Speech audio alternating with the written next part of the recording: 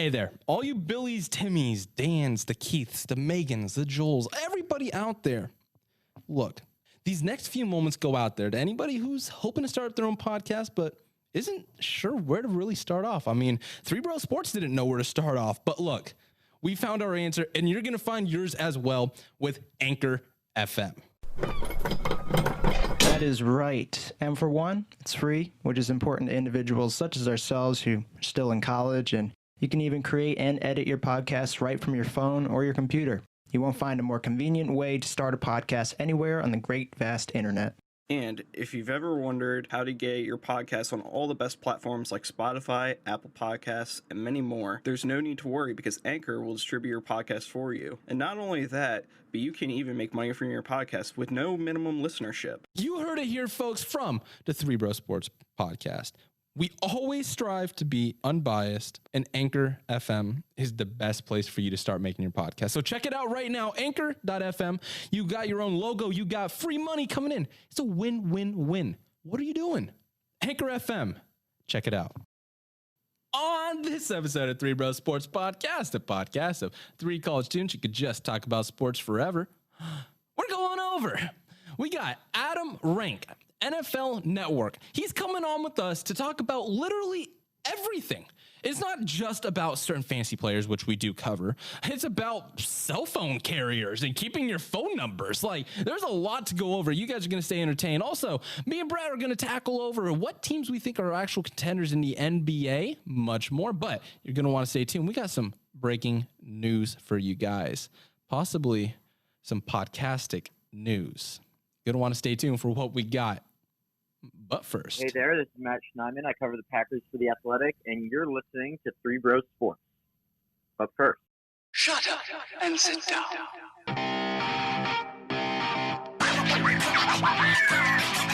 And welcome back to another Three Bro Sports Podcast, a podcast of three college students. You could just talk about sports forever. I'm Connor. I am Christian. And that's a name that I haven't used yet, surprisingly enough, considering the GOAT Christian Ponder, you know? I got his jersey. You know, I've been repping it lately. I'm just surprised I haven't used this name yet. Oh my goodness. Oh my. And as you can tell right now, it is just us two today.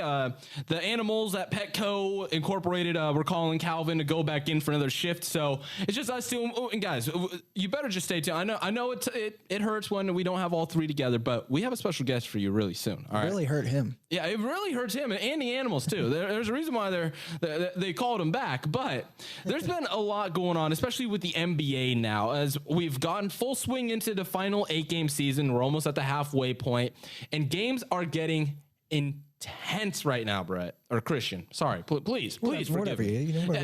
You'll figure it out at some point. I end up calling you the wrong name at once every time, but when we're looking at these contenders right now, like we already had our set in stone. Oh, you have the Lakers, you have the Bucks, you have the Clippers.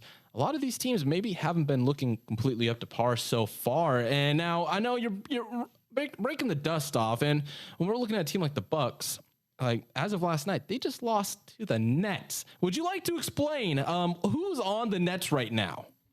A whole lot of nobody. Garrett Temple. Tyler Johnson, you know, good for him. Timothy Luwawu-Cabarrot. Yeah, I mean, they still had Jared Allen, I believe. I don't think he was playing last night, but, you know, they beat the Bucks. And, you know, I know a lot of you are saying, yeah, Brook Lopez, he wasn't playing. Giannis was rested the entire second half. And Chris Middleton, both rested the second half, but the Nets, you know, they're playing a lot better than a lot of people were giving them credit for. Everyone was saying, you know, this is a team full of G Leaguers. They're not going to do anything. They get blown out every night. But every Nets game I've watched, they've looked somewhat competent. That's not the first time they've heard that, though. I mean, we look back to last year when they had D'Angelo Russell. That was basically the only real star player they had. I mean, Karis LeVert kind of jumped out the scene. Spencer Dinwiddie was a nobody a few years ago. Like, that entire team was just misfits. And this year, when the expectations were so high, they couldn't go to it. But once they go back down to, like, okay, now we got a bunch of guys who are just scrappy. All right, let's just see what we can do. Then they start showing signs of success. I mean, we even had our Devin Booker game winner. I guess he read my recent article that just came out. If he is the biggest star or if he's most overrated or underrated of them all. But when we're looking at this now, when it comes to contenders, because this is different than any other year in sports history. It really is. You can make the argument that 10 different teams are ready to make a run for those finals. I could throw Denver in there. I'm not going to throw Utah. They've looked very off so far. Yeah. I can't. There's just a lot of teams in general. I could throw Miami into the mix now. And we talked about them very early on when the beginning of our podcast, like way back, about Miami's success. There's a lot of upside with the NBA right now. When we're looking at contenders, where are you looking? Now, Minnesota does not count, okay? They did not make the bubble. Minnesota, Sacramento does not count. They are playing like a 5-year-old piece of turd. Hey, give your team a little bit of credit here. What? 0-3? De'Aaron Fox is literally the only person that showed up? And what credit am I supposed to give them? At least you can watch them play. I mean, I don't want to watch them play. You see their defense? I usually don't want to watch the Timberwolves play either, but certainly, but at least you made the playoffs like a couple years ago. I'm almost as old as the drought. That was thanks to Jimmy Butler, and that was very sour because he was basically just bullying Karl Anthony Towns and Andrew Wiggins the whole time. But you made it. Okay. All Timberwolves aside, Karl Anthony Towns and D'Angelo Russell are watching the games just like the rest of us from our couch. But I could go on about that, but I won't. But a couple teams that you haven't mentioned that I think could be contenders. Not so surprisingly, but the Raptors have looked pretty good. Kyle Lowry, he's playing really good basketball. I know people are very excited about for whatever reason for the Sixers and Shake Milton, but I mean they're like Shake Milton. Did you see that 3-pointer? They won the game. They were playing against the Spurs. Okay. They let the Spurs score 130 points on them. The Spurs, arguably don't really deserve to be in this bubble, But all that aside, I like the Raptors. And another team that, is looking pretty good, the Pelicans. Lonzo Ball and Zion Williamson. Gag me. Are a great combination, man. Did we see that game against the Clippers? Did we watch the same game, Clippers Pelicans? I mean, did we? I didn't watch it. No. I was watching that at work, and let me tell you this: I was not as convinced with those Pelicans. I just can't buy into the youth hype. I can't. But I like the Raptors. I mean, when we're looking at it, second in defensive rating in the NBA, 14th in offensive rating, and when we're looking at that team, you just lost Kawhi Leonard. Okay, Pascal Siakam, Kyle Lowry, Fred VanVleet, yeah, maybe not the world's greatest options, but defense wins championships. And that's what got the Raptors to be able to pull it off in the finals last year. I'm loving the Raptors. I will buy in on the hype that they can overcome the Bucks. I mean, they have, teams have certain motivations as to why they want to play better than the rest. And I mean, I'm sure that the Raptors are trying to prove that it wasn't just Kawhi Leonard that got them that championship. And I mean, this year, you even add on more perimeter scoring. I mean, they're 7th in attempts, 4th in percentages. Even on the defensive side of things, they're 2nd in steals. Every statistical category here, there is only one category where they rank worse out of not in the top 15 in anything that's actually meaningful, and that's offensive rebounds. They're 25th, but they're 9th in defensive rebounds, 12th in total rebounds per game. Everything that they are doing statistically has been amazing. Their on-court presence, it looks like that they haven't even stopped playing with each other. Even in Canada, where sports are not allowed, as we have a dumb fly in here. I'm sure we're both trying to shoo away. This is my broadcasting coming out of me. And the fly's coming through the 40, the 30, the 20, and we're trying to swat it away, and it's out of bounds. And he's eggs. No. No, but the Raptors have just done everything right. I love watching this Raptors team play. I would love to see them, get back there and do it again. Let's see if they can do it twice in a row, Connor. But another team that we might be eating our words on, because I know on a past podcast we were talking about teams that could possibly, if it wasn't Memphis getting that last seed, who is it going to be? Portland Trailblazers. Oh, man. Yep. Me and Aaron Fentress, we got to bite our words on this one. And of course, it's always Calvin with these predictions that come out of nowhere and just end up being correct. I mean, they made the Houston Rockets look pretty incompetent last night. What are we talking about? I know on Calvin's article, he said the Pelicans will we were talking take about, he was the only one of us that said he liked the Trailblazers going into the bubble. Me and you were like, yes, I thought you meant the article. Yeah. No, I'm talking about a past podcast. We were kind of on the fence about Portland, but he was the one who said, if it's not Memphis, it's going to be the Trailblazers. They're looking pretty good with Nurkic coming back. Don't we make the argument the Spurs are in this conversation too? The Spurs have looked really good. I don't know, man. I can't put money on the Spurs. You know, I'm a Timberwolves fan, though. What do I know? You know, clearly I don't make good decisions. I'm a Kings fan. I don't make good decisions either. I've been stuck as an Angel fan.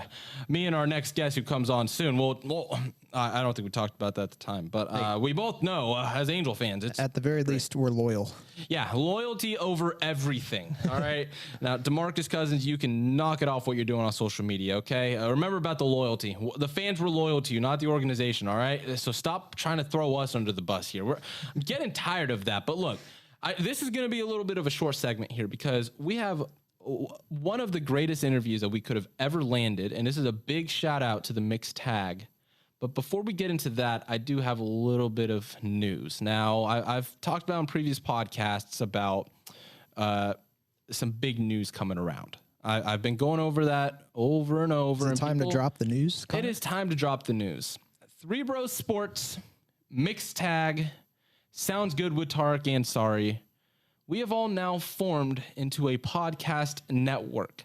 Now, it's not just any podcast network. It's a PODcastic network. That is the name we're going with. Should I press one of these buttons? Of course. Let's see what we got. Thank you. Thank you. I know. And I picked the right one. Please. Thank you. We get it. We get it. We get it. It's okay. All right, guys. You don't have to keep giving a round of applause. All right. We get it. No, knock it off. I told you. Stop it. I'm just glad it was one of the correct buttons out of the 8. It could have been like crying noises. I know.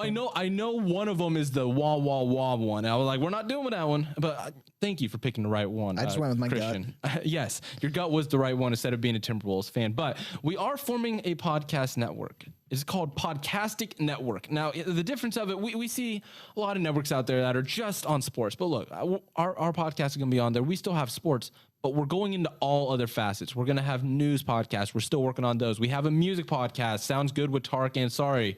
Now, you guys have heard that name before. Interviewing local bands, doing album reviews. You get the full mix of everything. This isn't just for sports. This is your one stop for everything. All of our writers will be transferring over to this network. This is where everything will be done. 3brosports.com may stay up. We're still talking about the future of that site. All the articles will be moved over. We have the podcasts all linked up on there. You guys are going to want to stay tuned. We're in talks of even adding on some daily fantasy podcasts as well. We know that there's a big fantasy market out there. The possibilities are endless, Billy. I know. Billy, Timmy, Sally, Dan, come on. We got it all, even for all the Keiths out there as well. We'll even throw the Keiths, the Jareds. Well, we got to give a shout out to Keith White and Jared and of Mixed course. Tag, you know. And Sounds Good with Tarek Ansari. We're in talks. The alternate bro. Yeah, the alternate bro that we don't ever bring up. It was supposed to have been 4 bros. If anybody ever knew this, this is a fun fact. We originally were going to do 4 bros podcast. It wasn't 3. It was going to be 4. We got Jared back. Yeah, we got Jared back in a sense. And we got a lot coming up with this network. Now, the launch date is going to be in September. We've still been working out a couple kinks when it comes to getting a couple extra things out the way, make sure we got everything running. Make it look nice for you. Because 3brosports.com, let's be honest, it didn't look too pretty when it first came out. Okay. I'll take responsibility for that. Like I say in our intro, I'm somebody who doesn't know how to use technology or how to use computers. So sign up for Anchor. No, I'm kidding. No, we're not going to that. But this is going to be... We had a new intro today. Oh, yeah, you're right. We did. So in the past, listen to the past 33 episodes. You'll hear that Connor does not know how to use computers. Yes, but now I do, because I've been working on this website day in and day out, working 35 hours a week. I'm throwing everything out on here right now. He's been practicing. This is going to be a sleek, modern website that is easy to use for everybody, okay? Dare I say PODcastic? It is going to be PODcastic. You're going to meet our PODcastic lineup of amazing writers, amazing podcasts for you to check out. You guys are going to love it, all right? I promise you that. We got our Twitter. It's PODcastic Net. Now, I'd love to do PODcastic Network, but there's a 15-character limit on that. So that was a problem in itself. But I wanted to throw out that Woj bomb. Boom. We're going to have to find a new word, like a Berg bomb. Berg bomb coming in hot. But guys, now I did want to at least bring out that breaking news. And this is all thanks to you guys and the amount of support that you've given us throughout this, of where we feel comfortable making this decision. Now, this is something we talked about since March, but now it's time to really build things into fruition. We got live sports back. This is where entertainment comes up. All right. I think this one, you deserve this one, people. Thank you. Billy, stop it. You don't have to take your shirt off in celebration. Billy, can you put the shirt back on, all right? Dan, can you tame your boy over there? Gosh. But I'm sorry, I'm getting a little too random. But I just want to get that out of the way. Now, we got a special guest. Now, this is one of the greatest guests that we could have ever had come on for our fantasy football community. The one and only Adam Rank from NFL Network and NFL.com. He's going to come on with us, and we're talking a lot about everything and also some fantasy football as well. And just some in the end. Stay tuned. We'll be right back. Hey guys, before we continue, I got to let you know about our special sponsor today. Now, come prop up on Thrive Fantasy this upcoming season. Thrive Fantasy is a daily fantasy sports app for player props, doing the over-unders on everything. They eliminated the need to do countless hours of research because they only ask you about the top-tier athletes in each respective sport. Basically, in the NBA, NFL, you're choosing 10 out of the 20 player prop options to build up your lineup. The more riskier a selection is, the more points you can be able to get. Now, you rack up the most points in total to win a share of the prize pool. Thrive has awarded over $1.3 million. I don't even know what I could do with $1.3 million since launching in 2018. Now, look, here's where things get fun. You can use our promo code 3BSports when you sign up today, and you will receive an instant $20 bonus on your first deposit of $20 or more. Download Thrive Fantasy on the App Store or Play Store, or by visiting their website, www.thrivefantasy.com. Sign up and prop up today. And we are back. Three Bros Sports. We are still here, minus one of the bros. We don't have Calvin with us right now, but we got a special guest. Now, I know Three Bros Sports has been building up our brand, threebrosports.com, with all of our newest writers coming on, especially in the fantasy realm. And guys, I got a special treat for you today, okay? I know it's a Wednesday, it's hump day, where it'll probably go up on Thursday, so it's even an extra special treat for you. I got the one and only from NFL Network, Mr. Adam Rank. Adam, how you doing today? Well, I'm doing really great. Thank you so much. I appreciate being on. Although I have to say though, like only two of the bros, like it doesn't build it up as a special event if one of the bros is checking out. Like, oh, who's coming on the show today? Rank, I'm out. Like, am I insulted? Like, am I not a big enough draw that guy couldn't move heaven and earth to try to do this thing? Well, you know, the animals at Petco, you know, they called Calvin. They needed him today. So unfortunately, he wasn't here to grace you with his presence. They're on protest. All right. I think. Wait, so how many are you guys California guys? So I'm from California. I'm from Sacramento, born and raised until last year. I moved out to Delaware, and that's where we've all started Three Bros Sports. It all came up kind of out of nowhere in the end of things. But yeah, that's why when you're looking at the numbers, like I got a lot of people asking me out here, oh man, this area code, you're from California. I'm like, yeah, long story, and I have to go through the whole brief description of why the hell did you move to Delaware? It's a long enough story in itself, but I could go on and on. Crazy. I know. But it's cool now. But I was going to say, like, people get to keep their phone numbers now. Like when I was in college, way back in the day, not to sound like your dad or whatever, like every semester I had to have a new phone number, and people are like, "What's your number?" You're like, "Is it 680-556?" I'm like, no, that was 3 semesters ago. I was living in the land, whatever. And so now, like, everybody gets to keep their number, and you don't know when somebody's calling, and obviously you have a Sacramento prefix or anything like that. It's like, you get to keep it now. That's kind of cool. That being said, my sister changes her number, like, every year. I know. She's older than me, and so when they grew up, I got the tail end of my dad's Navy career, but my 2 older sisters had the brunt of it. So I think it's just natural to them to have to change their phone number every year. Yeah, I mean, well, like, it seemed very weird because this number's been like handed down forever and ever, and then to still have it when I even switch carriers, I was like, whoa, this is weird. Now I know we have a lot of listeners who are like, okay, if I want to talk about Verizon and phone numbers, I could go to the phone number by Joe and Smo over there's podcast, and no, we're not going to lose you, Billy and Timmy. Okay, you're going to stick over here at Three Bros Sports, whether you like it or not. Okay, I'm forcing you. So like, there's just so much to even go around, and now just for you, you have the dream job of it all. You get to talk about fantasy football, something that has almost now become bigger than the NFL itself, for NFL Network. Of all companies, the NFL. How did you get this amazing job that only anybody could just dream of? It is pretty remarkable. And I remember we were in New York a number of years ago for an NFL fantasy draft week spectacular. And we were coming out and we were doing a show, and there was, I won't say the Hall of Famer who was in the van with us. But we pulled up like 4 different vans, and Matt Money Smith and I were in the van with this NFL Hall of Famer. And he was sitting there like, hey, I'm going to let you 2 guys go out because, the fans, whatever. And we're like, okay, cool. And so Money walks out, huge pop. I walk out, huge pop.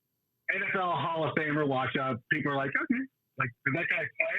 Who is this person? Like, it was crazy because all these, millennial kids didn't remember this great NFL player, but they're all into fantasy football. And like you said, man, it's huge. And people really enjoy it, and I love it. And it's something that everybody can enjoy. And really, for me, growing up, I love sport. I love comedy. And so I figured if I had to do something in one of those fields. And I will give you the abridged version because I went to Cal State Fullerton at the behest of my parents. And I'm like, okay, I'm going to give this a shot, see what's going on. They wanted me to go to school. I was kind of like over it. I'm like, I'll see if I can walk onto the baseball team. Definitely not good. Like, not even, like I was an okay high school baseball player, yeah. I was all right, but you're like, geez Louise, these guys were incredible. So, I wanted to, do comedy. I kind of like, whatever. I signed up as a business major. I didn't care. I was just like, whatever. Just get me through these 4 years. I'm going to go do open mics and do whatever and try out for Saturday Night Live. But one of my friend's parents, who was an educator, she's retired now, during one of our breaks, I was talking to her and I was lamenting that business classes were terrible, like economics classes, whatever. I was lost. I didn't dig it. And she's like, why don't you go out for journalism or something like that? And listen, as the only person in my family who has graduated from a 4-year university, there we go. University, whatever. I'm the only one who went to college. And so I didn't know. And I'm like, wait, you can major in like journalism? Like you can major in being on television? This is crazy to me. And my parents were like, wait, what is happening? Like they weren't really sold on the idea. I think they both wanted me to go out and get a job where I was going to wear a white dress shirt with a nice tie. Natural. And work in an office cubicle, 9 to 5, live in the suburbs and do whatever. Yuck. So it took a little, I was going to say it took a little campaigning, but ultimately I just changed my major. They didn't understand what was going on. But yeah, and then I started interning with the NFL and did that for 3 years. And then finally the last year, I didn't have school to go back to. So I was at a tavern in Newport Beach, a bar by the name of Cassidy's, and I'm like, you know what? I told my friend, I go, I'm going to show up tomorrow and see what happens. Because it was a paid internship, and they didn't give me my final walking papers like they had done the previous 2 summers. My supervisor was out of town. I'm like, dude, I'm going to go for it. So I was there a couple of weeks. My supervisor returns, and he was like, what are you doing here? And I'm like, bro, I'm working on this trading card set. Peterson's got me on this thing.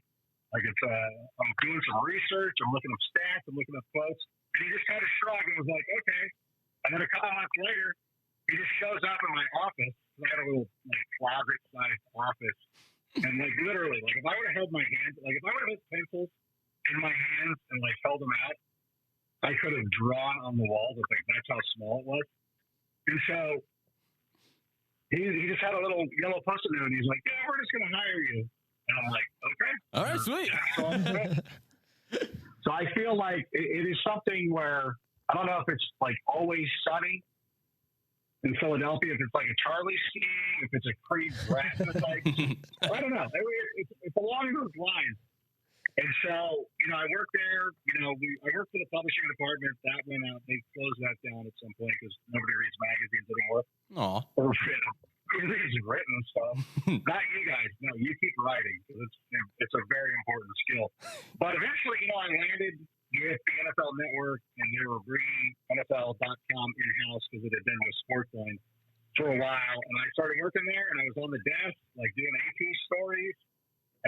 like, I wanted to write more, and my boss had made a deal with me. He's like, look, you've got to do all the editing for the fantasy site. Like, you had another writer there who was doing all of it. Like, if you edit that guy's copy, then you can write your own stuff and, then do what you got to do. So, okay, that sounds cool. So I'll do it. And then they started doing a la carte videos, like on-demand videos around 2000. I know this is the longest story ever. And I apologize. No, you're good. We're entertained. You're fine. Okay. So they're sitting there and like, when you do these a la carte videos, like with one person, it's not, you want two people to like banter and do other things. And they're like, Rank, you do stand up, like, you mind like sitting in with these? I'm like, yeah, I'd love to. So we started doing it. And then, people, they started to recognize that there was an appetite for fantasy sports. And so this guy named Tom Brady, and not that Tom Brady, but we actually had an NFL boss at the time named Tom Brady. He actually played receiver at Duke University way back in the day. So he decided he was going to start a fantasy football show. And so it was a 1 day a week, Sunday mornings, NFL Fantasy Live. It was 2009, 2010, right around that time. And it was Michelle Beisner was the host, then Michael Fabiano, Dave Damashek, and me. And I was like the little side, like I was on the side set. I was like, if you ever watch Saturday Night Live, they'll be like, and featuring Pete Davidson. And then eventually that guy becomes a full-blown cast member. So, and it's weird too, because like, with everything that's going on now, and I'm sure everybody saw the announcement that Fabiano is now leaving for Sports Illustrated. I'm the only one. I'm like, I'm Horatio Sands or whomever. I survived, or I'm still here doing whatever. So it has been a roller coaster, and it's been amazing. And again, just watching fantasy sports, as recently, I know it seems weird to say, as recently as 2007, because that seems like a long, January seems like a long time ago. But I know. There was a time where we had to go in. We had to convince people, like, hey, fantasy is a huge deal. Like, people love fantasy, and then nobody believes it, or they don't want to, like, they don't get it, or whatever. I mean, even to this day too, because I'll have people who are either former players or even reporters who work for the NFL Network. They'll look at my Twitter feed or whatever, and they're like, why do so many people follow you? And you're like, people just like fantasy. Like anybody who's like into fantasy would end up getting this. Like, that's all you got to do. Like, I told this person, I don't want to give away, I'm like, I told this person, I said, start answering fantasy questions.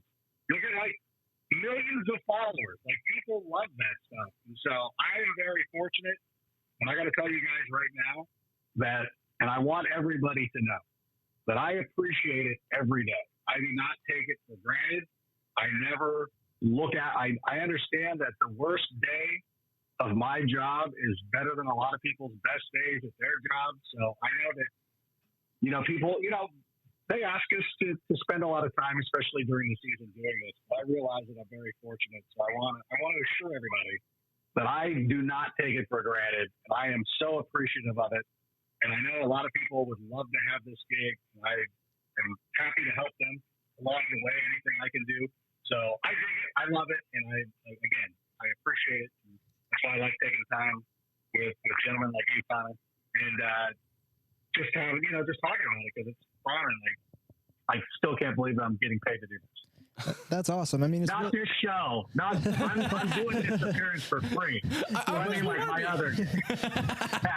Yeah. Mixed Tag had to pay a price last time, huh? Is that what we're saying? Fantasy gets a discount. Mixed Tag, yeah, exactly. Yeah, we might have to send a T-shirt his way or something. Yeah. No, it's awesome. It's awesome to hear your story, though. It's really cool to hear that you appreciate it every day, and it's also, I feel like with success stories like your own.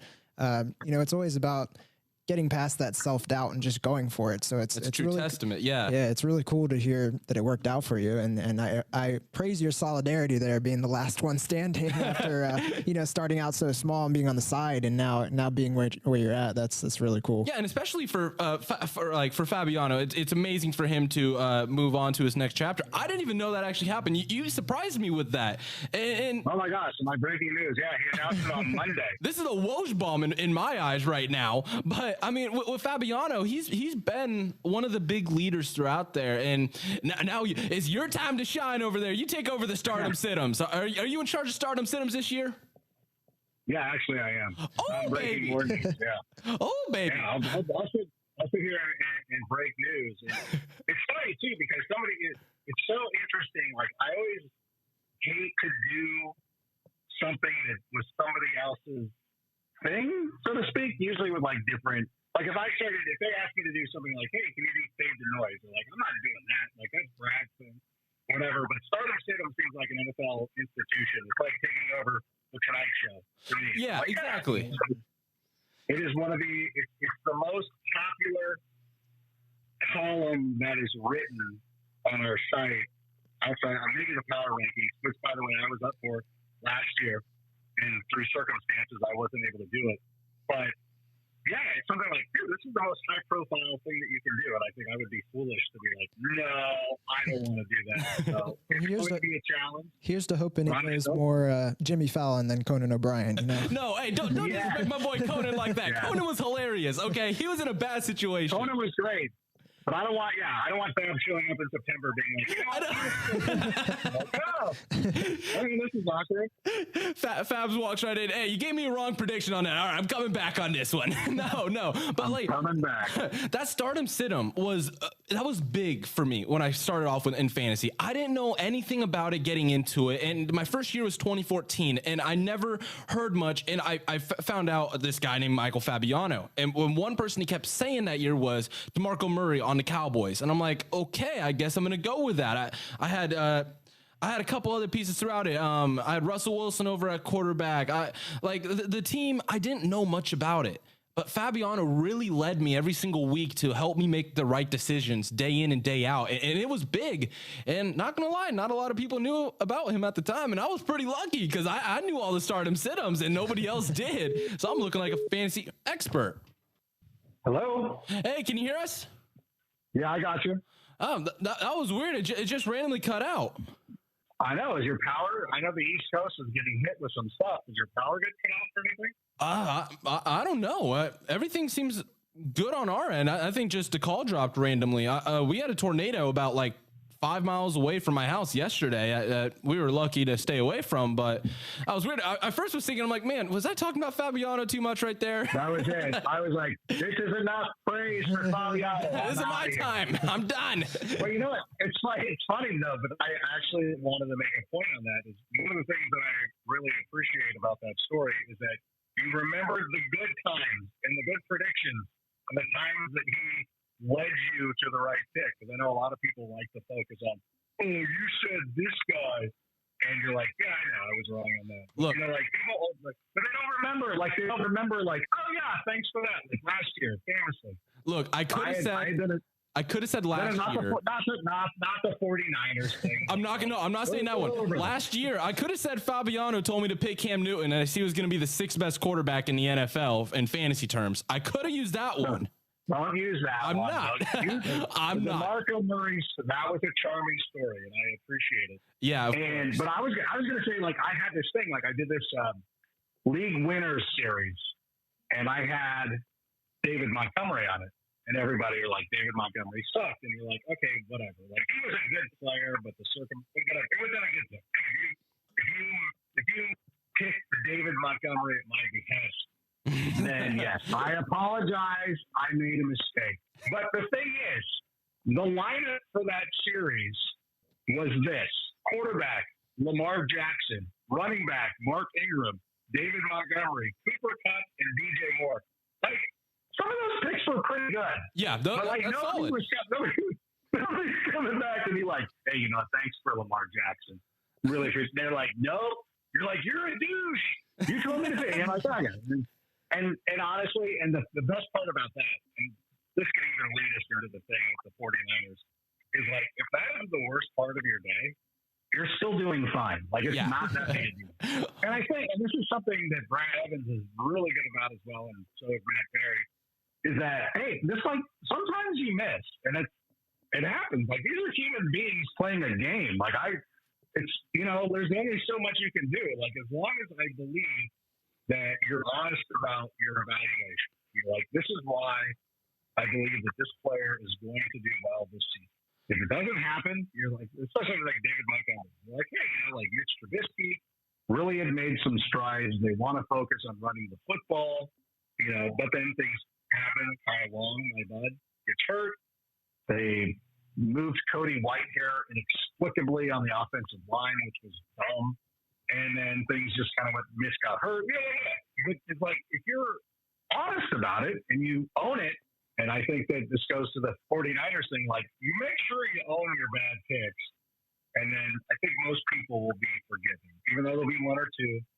Because even now, like, I'll do something and somebody's got to be like hey, remember the guy who did the 49ers thing? And they'll post a photo. Nobody remembers the Titans one, but they go for the Niners. It doesn't matter. A lot of people didn't expect the Niners to be good in any way, shape, or form. I mean, it's good to hear. That's fine. It's good to hear that that's the beauty of sports. I mean, you never know what's going to happen on any given Sunday. So it's good to know that, that even that like trickles into writing a little bit.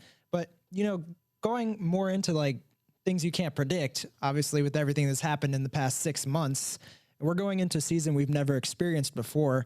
How does, everything with COVID and players being on the COVID restrictions list, how does that going to affect fantasy football this year? I mean, the lack of a true offseason and rookie camp is really going to affect the players, but how do you see that affecting fantasy? And also, more importantly, does this make Joe Burrow's value drop? Yeah, in a normal season where Joe Burrow had an entire off-season program to get prepared, because there's not many quarterbacks who have arrived in the NFL as ready to play on this level as Joe Burrow. Not saying that he has the most upside of any quarterback who's come in, but a guy who's prepared and ready to go. Joe Burrow would be in. And unfortunately, because there's going to be no preseason games, none of these guys play a lot of preseason games anyways. But just having that off-season program and not being able to get a handle on everything, it's going to be a little bit more of a transition for him. The thing is, though, by the end of the season, I really do believe that the Bengals are going to be one of those frisky teams. They're going to be, 2-8 or something like that. And then, they're going to start going on a little bit of a mini spree. And Joe Burrow is going to start dealing dimes all over the place and could end up being one of those quarterbacks that you want at the end of the season. But unfortunately, at the beginning of the year, it's probably not going to be there. And so I also look at this too, and I think that most of the major platforms, and I know, and I speak for NFL.com, that we're adding extra reserve spots. If you sign up for a league right now, and you can go to my Instagram page at Adam Rank NFL, there's a link to download the all-new fantasy app. You want to have the app this year. Yep. I don't want to get too much into the details, but you want to have this app. But the thing is like we've added 3 extra spots automatically. So when you sign up for a team, you already have those extra spots. And if you have a customizable league, then you can go in and add as many as you want, 3 to 5. I'm working with some of the leagues that I run. I started with 3 and I'm like, I should make it 5. Like, who cares? Like, let's expand the rosters. I always like having expanded rosters anyways, because it rewards people for having a little bit of foresight and really, really finding those hidden gems. Because I remember the year that James White broke out, like Mike Reese had mentioned him. And so I started, really getting into it, researching it, and I said, okay, I'm going to make sure James White is on my squad. And then he had a little bit of a breakout, and you're like, okay, I was rewarded for that. And he had extra bench spots. So I was able to carry him for a couple of weeks before he went on. So this is going to be an interesting year because those rookies, especially at the wide receiver position, it's going to take them a long time to get up to speed. I'm not sure that they will. I think Justin Williams has probably the best chance playing in Minnesota. But yeah, normally where you would be taking these guys, it's going to be a little bit more difficult, even though I've been spieling J.K. Dobbins all over the place. No, you are right. Especially, I love the idea of the expanded rosters. We're doing our own Three Bros inaugural fantasy league as well, and I'm the commissioner. I think I'm going to add that, and just the whole value of being smart enough to understand. Like, I could go on and on about how Antonio Gibson may be one of the biggest sleepers going into this year, but also, like, I was in a league previously where we did that, and I'm going to list out this team for you, and I want you to make up your idea of how well this team ends up doing. All right, so quarterbacks, we got Patrick Mahomes and Drew Brees. This is the 2018 year. I got Mahomes in like the 9th round. At running back, I drafted Nick Chubb, Aaron Jones, Zeke, and there was a Sony Michel as well. Receivers, I ended up with Devontae Adams, and I had Emmanuel Sanders. Tight end was Zach Ertz, and I had the Ravens defense. Now, I'll give you a hint. I went 12-1 that year. Was anyone else in your league? Yes. Did they all have a heartbeat or? I don't know, but I was pretty lucky with it. Well, no, they were all upside guys. Like, Michelle was rookie year. Yeah. Chubb was the backup to Carlos Hyde. Nobody saw that one coming. And I even picked up Cortland Sutton as well. And I was thinking, this team is dope. No, I ended up losing the first round after my bye week. I could not advance. I felt like the Andy Reid of fantasy football for this. But this goes to the team that ended up winning.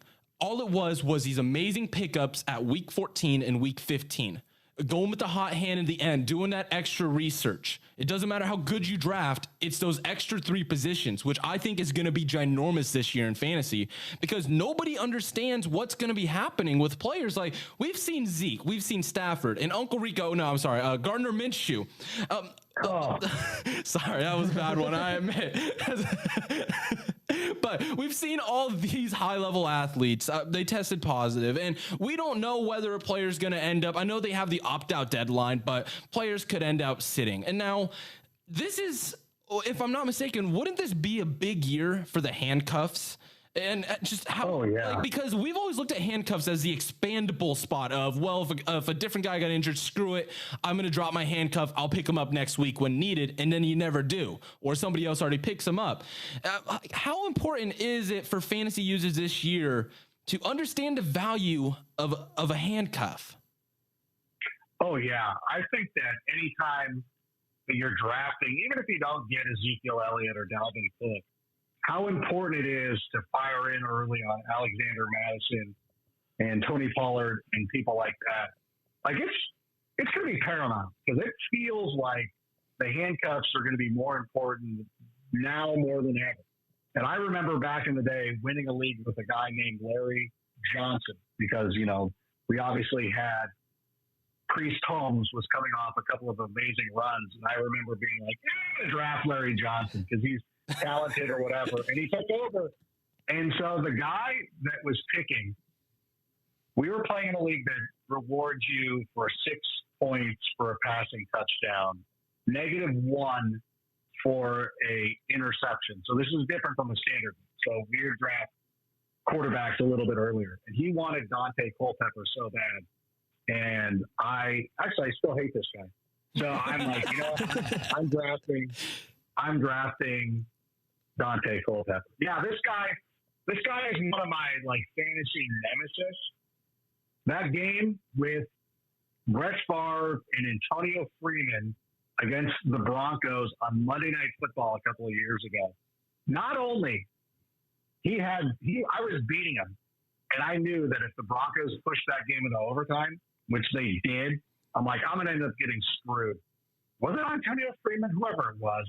One of those dumb Packer receivers catches a miracle pass. Like, whatever. Like, not only do I have to sit there and watch the Packers win a game, which is awful, then I lose a fantasy matchup to my nemesis because of it. It was awful. And so I've not liked this guy before that.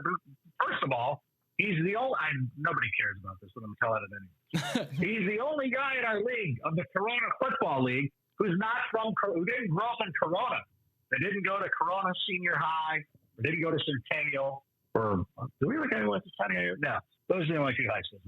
I'm trying to think. Laguna Niguel is close to Corona, right? Or am I thinking in the wrong demographic area?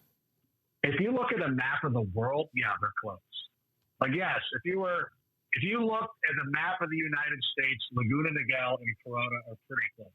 If I asked you to carry a boulder from Corona to Laguna Niguel, that would be a little bit. It's not far as the crow flies, but there's a mountain, there's a little mountain range between it, but whatever. It's Orange County, Riverside County, whatever. I know we're losing people. Here's my thing. He's a carpetbagger who's a friend of one of our guys. Like, how did he, like, one of our good friends that we grew up with can never get into this league? Because Brent is sitting there like, why is Brent still in this league when poor old Charlie, who grew up with us, can't be in the Corona Football League? But anyway, so I always lose to this guy. But that year, he wanted Dante Culpepper, the year that Dante Culpepper was really sick. And so I drafted Dante Culpepper. We had Priest Holmes, so I drafted Larry Johnson. Like, it was the most spiteful draft I had ever had in my life, and it paid off. So a bonus to you guys: if some dude or a woman in your league is somebody that you despise, and they pick Dalvin Cook, I would pick Alexander Madison with the next pick. No, maybe not that extreme, but I would go after and make sure I have that handcuff. I agree with you. I mean, Dalvin Cook, they got to pay him first. Yeah, and Dalvin Cook, he did play 14 games last season, but through weeks 11 through 14 or 15, whatever, he missed week 16. So from weeks 11 through 14, he averaged 10 points a game. He was the RB 25. And everybody just wants to pretend that he's in that conversation with CMC and Saquon Barkley and Kamara. Like, you guys are insane. Like, I'll take Josh Jacobs for days. Before I would even think about things. Before I'd even think about. By the way, I don't know if you guys saw this story in The Athletic. I believe it was The Athletic. By the way, listen, I know I work for the NFL. This is where you know that what I tell you is the truth. Oh, yeah. So when I sit here and I stunt for the NFL fantasy app, know that I would tell you if it was awful. And I will also tell you when something is not associated with us is good. And I love The Athletic. And so I bought a subscription. I have it. I enjoy it. I didn't buy it for all the Angels coverage, but it's got a lot of cool. They got a lot of cool things. Don't worry, I've had Fabian on here before. We got the Angels coverage too. We got all of them. We get all of our Angel coverage on Three Bros Sports. So there you go. So I was sitting there, and I think it was The Athletic that had a story about John Gruden being so upset that Josh Jacobs wasn't the Rookie of the Year last season that he's going to go out of his way to make sure he gets tons of carries, that he catches the ball out of the backfield. And listen, if there is one version of John Gruden I love, it's vengeful John Gruden. Just remember the 2002 season when he went to Super Bowl 37, played against his former team, ran up the score. You love that John Gruden. I hope he does that in fantasy. And last year, Josh Jacobs was, I think, 45th in routes run amongst running backs. I don't believe that he had a reception on third down. If he just goes out there and gets a catch a game, just give us that extra point, maybe two, that is going to be a player that's going to be a top 5 fantasy running back. And it is not wild to say that he could be the RB1 this season. I'm not saying he's going to be, but it's not wild to think that he could be. No, I agree. Now, last year, I ended up making a move. I traded off Leonard Fournette after his ginormous 200-yard rushing game. I moved him for DK Metcalf and Josh Jacobs. And I first thought, you know what, this is a little on the ballsy side. But when I watch Josh Jacobs, I see a 2016 Le'Veon Bell in my own eyes. The patience before running through the offensive line, waiting to find that gap in separation. He's got speed. I think he can be a good receiver. I'm with you on that. I think the Raiders could be really fun fantasy-wise with Josh Jacobs. I agree. Now, you're talking about how he could become RB1 with this upside. Now, this does bring me into a new segment that I have just for you, just created just for you. Now, I know on NFL Network with fantasy, we're always talking about the upside guys. Now, we can always talk about, Christian McCaffrey's RB1. No duh. If anybody says anything else, I may need to have a quick talk with them after we record this. But now, this is a little segment of top 10 upside or bust. So basically, this isn't this is going to be at the end of the year. Could you see this guy in the top 10? Is this a realistic idea for them, or bust of if it's not top 10, no? All right, so we got 9 players here. We got 5 that are going to be top 10. And then the last 4 are going to be the top 5 because they're tight ends and quarterbacks, and it's a lot less to pick from in there. Now, kind of starting it off now, Darius Geis at number 1. Big time guy throughout the fantasy community. Everybody's raving about him, but he's got the injury history. Now, is he a top 10 upside or is he a bust? I love Darius Geis because he embraced Washington, D.C. sports culture right from the get-go, and everybody is rooting for him. And he does have that top 10 upside. I really do believe that, and I don't believe that he has a lot of competition for carries as well. I know Adrian Peterson, they're fine. They got some players there, but I really like him. I know that in best ball, I had an opportunity to draft him, and I missed out on it, and I am regretting that. So I'm going to go on record as being a Darius Geis guy, and I believe that he can do that. I think that Washington, with a young quarterback that they're developing, and it seems like Dwayne Haskins is going to end up being the quarterback, they're going to have to run the football. And Darius Geis is a player that I want to take advantage of and draft because the price is perfect. Listen, I know that you can. He's had injury like every running back. Outside of the top 4, they've had their injury concerns. Again, with the whole Dalvin Cook thing. It's just as risky taking Dalvin Cook as it is Darius Geis. Yet people are doing picking Dalvin Cook with the 5th overall pick, 4th overall pick sometimes, and then Darius Geis is going later in drafts. I would much rather take the risk with Darius Geis. I'm going to say top 10. I'll go out on the limb. I'll say it. I'm not going to sugarcoat it. I'm in. Yeah, I think we're all in agreement. Darius Geis is one of those players that everybody's rooting for, especially, with the injury concerns he's had in his career so far. But for number 2, a player who fan bases sometimes, aren't unnecessarily in their market. Behind. Yes. Yeah, tough market for sure. Number 2, Le'Veon Bell, top 10 upside, or is he going to be a bust this year? I'm avoiding Le'Veon Bell this season. I know the Jets have had some tough opt-outs, and one of the opt-outs they could probably have used is Adam Gase, but unfortunately he's going to be there. Dowell Loggins, I don't know what his, bitter Bears fan here. I don't even know why he's still coaching in the NFL, but whatever. I feel bad for guys like Sam Darnold, who I'm a huge fan of. And San Clemente product. Dan Clemente, the Triton himself. I really want him to do well, and I believe that he's going to be a very good NFL quarterback. But unfortunately, he's going to have to go through another change because I'm not sure that Adam Gase is the right coach. He won 10 games during his first season as coach of the Dolphins. Then he hasn't topped 7 wins in the next 3 seasons. So I'm not super optimistic that he's going to be able to get it done. And really, everybody celebrates Adam Gase because of his work with Peyton Manning and the 1 year that he spent with Jay Cutler in Chicago. So I'm looking at this and I'm like, okay, help me understand this. You worked with one of the greatest quarterbacks of all time, and you worked with Peyton Manning. And for that reason, you're all of a sudden a great coach? I don't buy it.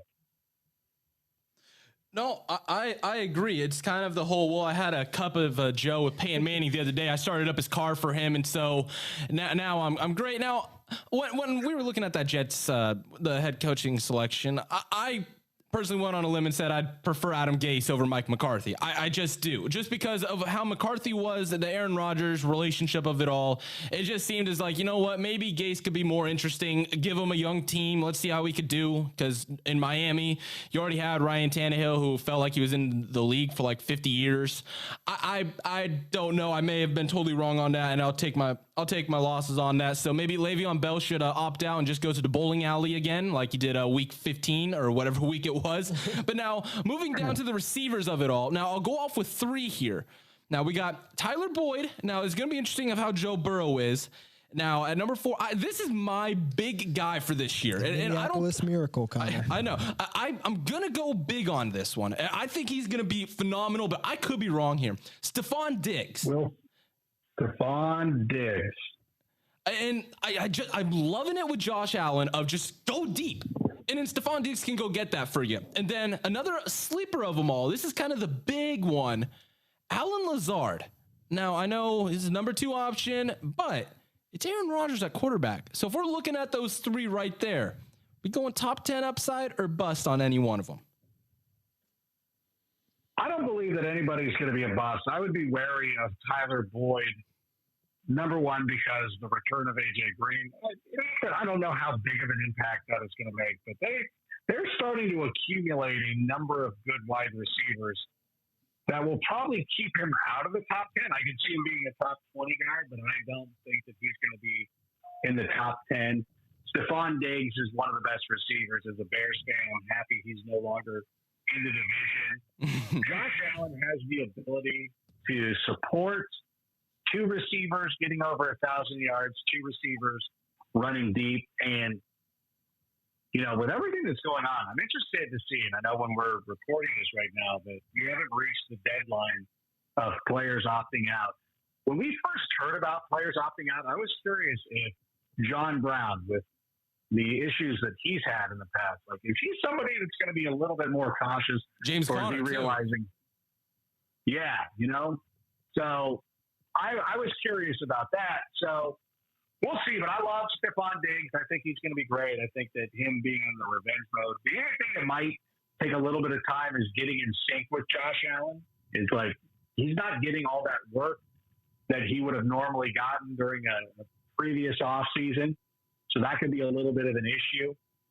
And the Lazard King is a player that I like a lot. And to me, he is a good player. And he's going to, I believe his value is probably best in the best ball format. To me, it's going to be Devontae Adams. They're going to feed him an awful lot, and he is going to be the one who's going to carry it. I would really be on the lookout for A.J. Dillon being a player who scores a lot of touchdowns this season. I do believe that he was drafted with Derrick Henry in mind, and anybody who's drafting Aaron Jones this year, looking back at his 19 touchdowns and be like, who wouldn't want this guy? Well, number 1, me. I believe 13 of those touchdowns came in 5 games. They were all clustered. And 4 of them came in the game against the Cowboys when Devontae Adams wasn't even playing. So I'm worried about him reaching that potential again. He's a 50-50 running back anyways, with Jamal Williams last year. So I would really be wary about him. And so I like Lazard. I like the upside, but I believe that best ball is his preferred format. I don't see him landing in the top 10. I mean, I know you keep mentioning you're a Bears fan, maybe on the down low after last season, but I want to also say I grew up in Minnesota and I'm a Vikings fan, and I also am a little bit relieved that he, finally got his way and got traded, because seeing him and Kirk Cousins fight on the sidelines every week was getting a little bit tiresome. And, I think as a Bears fan, probably Adam Thielen isn't as, scary as Stephon Diggs, because I know Stephon Diggs, he seemed to play pretty well against the Bears with, ever since his rookie year coming in, I can remember. So we got a win-win here. Yeah, it's good for both of us, I think. But, going into the next couple of players, we're talking tight ends now. Into our top 5. Top 5. Okay. Well, this is an interesting one that I like. Tyler Higbee for the Los Angeles Rams. If the Rams can get any semblance of what they were like in 2018, it seemed like every player on that offense was putting up pretty good fantasy points. Do you see him making up into the top 5 and also returning from the WWE and Tom Brady's barbecue, Rob Gronkowski? What do you see him doing? Top 5, or is he going to have a rough first season back in Tampa Bay? Rob Gronkowski is one of my favorite players in the NFL. I love him. I love everything about him. And it's fun to see him return to the NFL. I do remember one time, this is kind of a name drop. So I did interview him when he was on the cover. He was doing something for Madden. And I'm like, hey, bro, what is your most your biggest accomplishment? And I was driving for the answer of him being on my Madden Ultimate team, which is what he agreed with. Yes, that was the pinnacle of his career. And it was always awesome to see, like, Gronkowski in an 87, Bears uniform. We're like, yes, I love this. Why couldn't this have been a thing? All that being said, as much as I like him, I just don't know that he's going to get the opportunity in Tampa Bay with so many pass catchers like Chris Godwin, Mike Evans. They've got, a decent running game. I think a lot of Ronald Jones and believe that he's going to come out and surprise a lot of people this season. So I don't know that the volume is going to be there touchdown-wise for Gronkowski to have a monster year. So I've been avoiding him. And as far as Tyler Higbee goes, it's really difficult because at the end of the last season, he was a MVP fantasy tight end. He was carrying a lot of people over the finish line. He was doing so well, but a lot of that was with Gerald Everett out. And you're starting to wonder, like, who is going to be the guy who emerges? Is he going to go back? Is he going to have that same kind of production? And I'm really fearful that people are putting too much stock into how he finished last year. And you see this a lot in fantasy where people will look at that small sample size and be like, well, he's on pace over a 16-game. Well, you can't do that. You got to realize. And I'm surprised, too, that people are drafting Cooper Kupp as much as they are, too. Like, I wouldn't mind having him, but in the position that they're drafting him, I'm like, that's a little too pricey. Like, that's 2019 prices. Don't try to sell me the 2019 model in 2020 and expect me to pay full price. Like, you're trying to get this off the lot. So don't get cute with me. So I'm actually been avoiding both of those tight ends. And the two guys, now I like two of the guys I'm looking at I like Blake Jarwin. I believe the fantasy community has come to a consensus that he's the breakout tight end. If you look at the Cowboys, Jason Witten was very productive last year in his return from the Monday Night Football booth. Between Jason Witten and Randall Cobb, they had 177 targets last year. And even if CeeDee Lamb is going to make a huge impact, he's not being targeted 177 times. So there's opportunity for Blake Jarwin. I also want to believe that Evan Ingram is at one point going to live up to his expectations. He's battled injuries for sure. But if you look at Jason Garrett's history with Jason Witten, going back to when he was calling the plays for the Cowboys as offensive coordinator and during his first couple of years as the head coach of the Cowboys when he was still calling the plays, Jason Witten was heavily featured in that offense. So because of that, I really believe that Evan Ingram is a guy, if you're looking for top 5 upside, Evan Ingram is a guy I would focus in on. No, I agree with you on Ingram. I really have liked everything I've seen from him when he is healthy, the upside of it all, and with a quarterback like Daniel Jones, which I guess that has to lead me into my final 2 that we have for the top 5 section of it all. Now, I've previously brought up both of these quarterbacks already. At number 8, we got Josh Allen in Buffalo, who I'm drafting. I don't care. I will draft him over Kyler Murray. I believe Josh Allen could be QB1 this year. How long until you get a Josh Allen jersey? I don't know. I'm not even a Bills fan, all right? I'm a diehard Niner fan. But Josh Allen's fantasy potential just screams Russell Wilson production. It just does. He's a gunslinger. That's all he does. And when you have a guy like Diggs out there, that's all he needs. Cole Beasley can't run as quick as Diggs. Come on. And then Daniel Jones, Danny Dimes. Now, I've been getting this kind of feel on Daniel Jones, Darius Slayton, Evan Ingram, Saquon Barkley. The Giants may be a fantasy team as well. What are you thinking on these two? Top 5 or bust? I really like Daniel Jones this season. Again, I will go back to Jason Garrett's history as an offensive coordinator.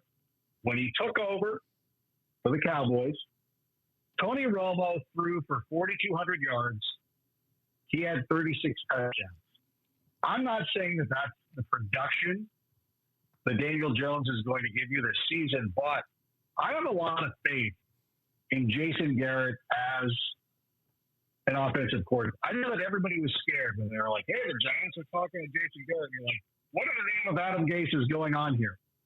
But bringing him in as an offensive coordinator, letting him be there as a veteran presence for Joe Judge, similar to the way that Sean McVay was able to lean on Wade Phillips. You let Jason Garrett go out there and run that offense. I love having Daniel Jones because of that.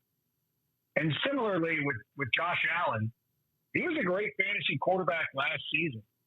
What makes you think that he is going to take a step back? He still has the running ability. He has an upgraded receiver. I love everything about Josh Allen. I'm actually doing a best ball draft right now. I have Josh Allen in my queue. I'm scared. I'm still 11 picks away. Oh no! But I still see Josh Allen. Well, I can pivot to somebody else, but I would really prefer to have Josh Allen. I also see Tyler Higbee as one of the best players available. And I'm like, nah, I'm good. You can't contradict what you just said. I haven't drafted a tight end yet. Hold on. Let me pull up, if you guys don't mind. No, take your time. Come on. This is the priority. No. I'm doing this on. No, this is rude. I shouldn't have looked. No. But I was just curious. Fantasy is everything here, okay? You can do whatever you need to get that fantasy team right. There is no problem doing that. But we have Tyler Higbee here, and if you miss out on him, the tight ends that are available after him, Austin Hooper, Jared Cook, Gronk, Noah Fant, Gesicki, and again, this is best ball. So you can actually take a shot on one of these guys, Jonnu Smith, Jack Doyle, Hayden Hurst. Oh, Hayden Hurst is my boy. I'm going Hayden Hurst all the way this year. You don't trade a second-round pick for nothing, right? Yeah, I'm going to end up drafting like 4 tight ends in a row. Go for it. Because in best ball, that's what you do. You have 23 picks. You're like, yeah, like load up these tight. Like people will draft a tight end or two, and not think about it. You're like, no, bro, you got to pick those guys. Even a family guy, Ryan Griffin, because he'll have a 2-touchdown game every once in a while. Like, yeah, go after him. You don't need to reach on some of these other guys. No, you are right. And now, Adam, I just want to thank you so much for coming on. All of our fantasy players out there who've been following us on all of our social medias, like they have been loving the fantasy content we come out with so far. And then to have you come on as the extra cherry on top, and literally like 5 other milkshakes as well, and you put cherries on top of those, extra sprinkles, put some bananas on it. Yeah, everything but the kitchen sink being put on it. I cannot thank you enough for coming on, man. It means so much. Oh my gosh, thank you so much for having me. I hope that at some point we can do this again and you guys can laugh at me and be like, oh, Tyler Higbee, look at you. Hey, what happened to that stardom sit-em week 6? Hey, what happened there? Oh, thanks for telling me to start Ronald Jones, clown. Hell. The whole gamut. A big shout out to Adam Rank for coming on. Yes, everybody, please settle down. All right. I'll stop doing that, but I like to do it. Don't worry. All right, Adam, we'll try to get him back on for you guys, okay? But guys, that is going to wrap things up for today's podcast. I hope you guys did enjoy. Stay tuned on our podcast for the latest news about PODcastic Network. It's launch day. Any new writers coming on? We got a brand new list of writers in our fantasy section. Even we got new writers coming in for NCAA as well, Brett. We got it all covered. All right, guys, please. All right, I'm done with the applause, okay? This is not the Ellen show. This is not Wheel of Fortune, which I've been on, where they make you clap the entire time. One, man. Turn it up. No, we're going to stop it over here. We're stopping it. I just like how they light up when I press them. It's pretty colors. A big shout out to Roadcaster for adding that feature in. Now, if you want to sponsor the podcast, email us, podcasticnetwork@gmail.com. If you got a small little brand or anything, this is a big opportunity. You can send us another one. Of course, yeah. We'll take another Roadcaster. Don't worry. We use this like every week. This has been the foundation of the Three Bros Sports podcast. But look, I can ramble on all we want. I hope you guys did enjoy. Check out the website, threebrosports.com. We got new articles. Zach Ertz, is he undervalued or overvalued? Devin Booker, most overrated star in the NBA or most underrated star in the NBA? There's a lot to go over. But guys, thank you so much for listening. I'm Connor. I'm Brett. Have a good one.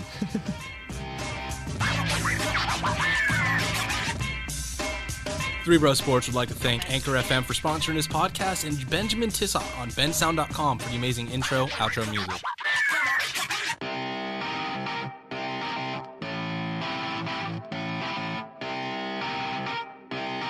Shut up and sit down.